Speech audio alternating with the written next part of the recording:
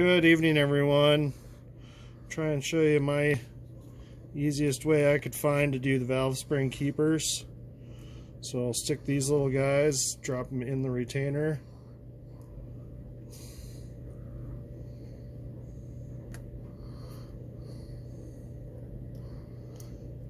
Like that. Get them in there. And then I'll bring them over to the spring. And I'll put the spring right there. I'll get my tool, put my tool onto the cam, and then I'll kind of push down right here, make sure I'm centered, push down right here, and keep those aligned with my finger.